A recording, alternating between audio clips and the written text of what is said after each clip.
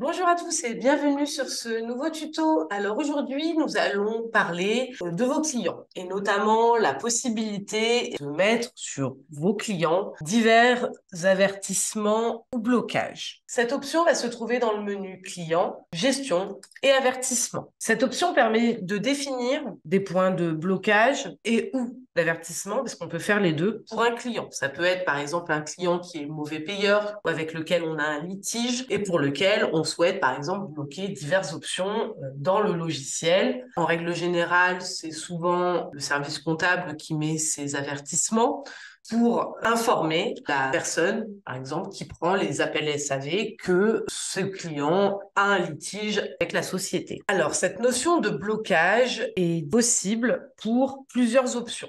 Ça va être de la prise d'appel SAV, de la facture négoce, de la saisie de devis, de l'acceptation de devis, donc du coup de proposition commerciale, de saisie de régie, de création de contrat. Je vais avoir deux clients en exemple sur cette partie-là pour pouvoir vous montrer cette notion d'avertissement et la différence qu'il y a avec une notion de blocage. Pour mon client 999, donc tout simplement, lorsque vous souhaitez mettre un blocage, vous vous rendez dans le menu, vous tapez le numéro du client, vous faites entrer et on va rentrer dans la file des avertissements du client. Donc mon client, je l'ai bloqué en prise d'appel SAV, en facture négoce, en saisie de devis, je lui ai mis un avertissement et pour le reste, j'accepte. C'est en normal. Ici, on a une notion de client VIP.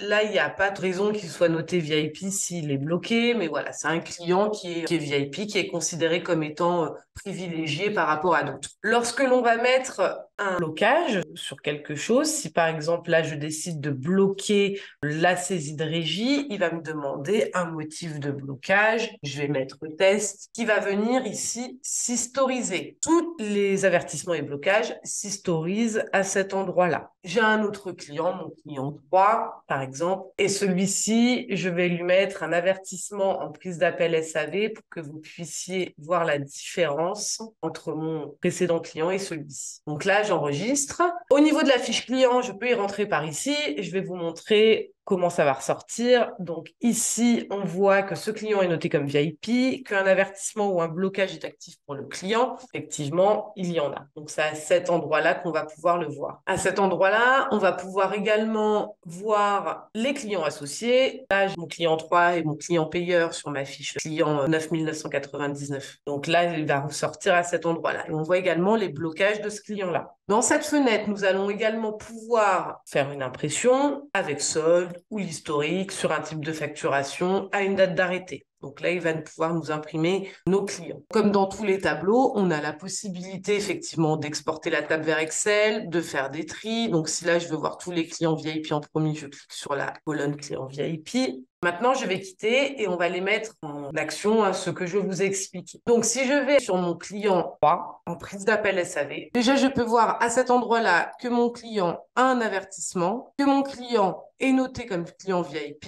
Et là, je peux saisir sans aucun problème mon appel. Donc, c'est juste une notion d'avertissement. Si maintenant, je vais saisir sur mon client qui est bloqué, on peut voir effectivement que mon client est noté VIP. Mais là, si j'essaye de saisir sur une installation, il n'est pas possible de saisir une intervention car ce client est bloqué. Là, c'est complètement bloqué à cet endroit-là. La saisie est impossible. Ça va être la même chose pour tous les écrans que vous allez pouvoir trouver dans Wipsos. J'espère avoir été clair. Je vous souhaite à tous une bonne journée et à bientôt. Au revoir.